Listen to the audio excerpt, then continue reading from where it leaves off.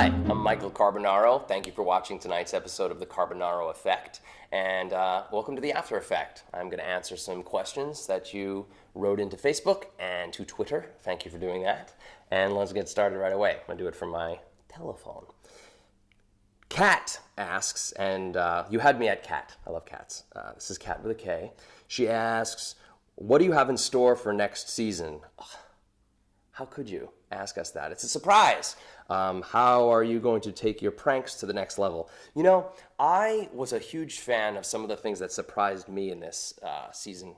Well, one of them being the deja vu prank, where the guy really believed that his life was repeating. That's a real cool next level thing that we didn't know if it was going to work, and we went for it, and it worked really well. So I like that dimension to explore. And also, we kind of tapped into this thing which I was calling like a mirage, where something maybe more magical than we would usually do occurred.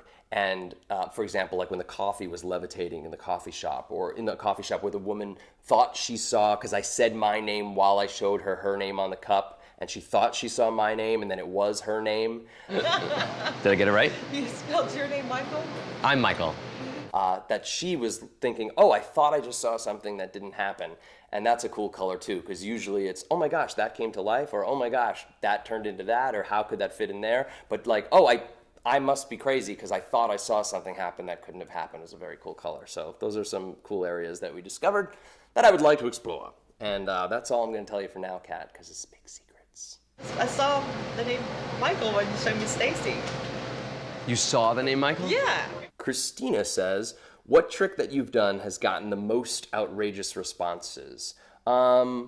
People write in about, oddly enough, the vortex shipping from one of the first episodes, which I kind of thought was just sort of a B-side, like, oh, that's fun. Oh my God.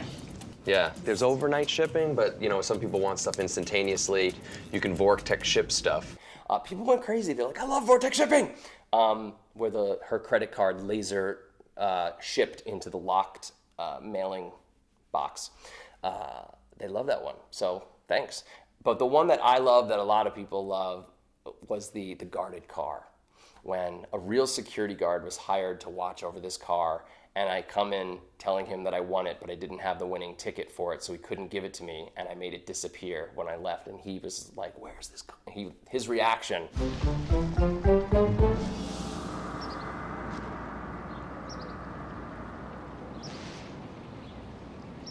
It was a little mean, not mean, but mean funny, because he was definitely put in that position where he was like, oh my gosh, this is my job, and I've just blown it.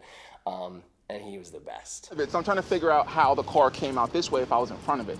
I don't remember the car. Yeah, I get that way too when I get overly excited. Charlie C says, if your show is not using actors with multiple takes, then why does Stuff Smats change?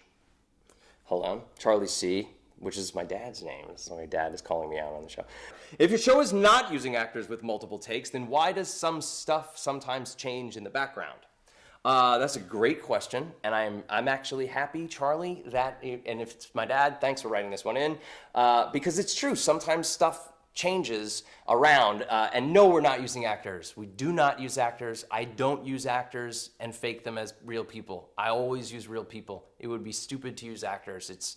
You're never gonna get that real response that you do with real people, and I understand a lot of people probably, there's been some shows, I won't name whose shows, but you know who you are, and you know who you are, that do fake shows. So people wonder if we're doing fake shows. No, but why would some stuff change in the background? Okay, let me give you an example. This is great.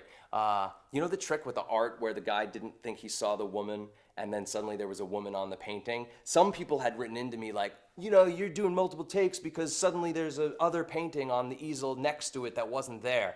And nice for watching that closely.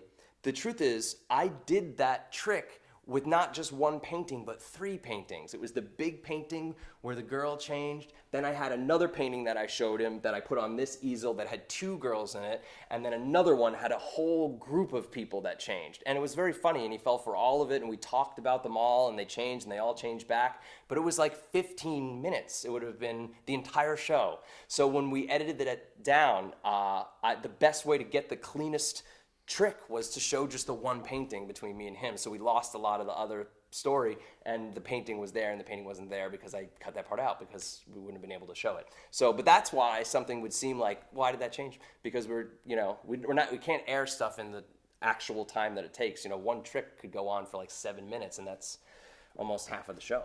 So thanks for that question, Dad. Yes, and that is the end of the questions. Thank you guys so much for watching.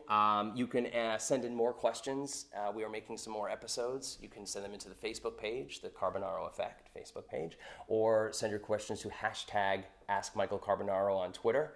And thanks so much. Bye.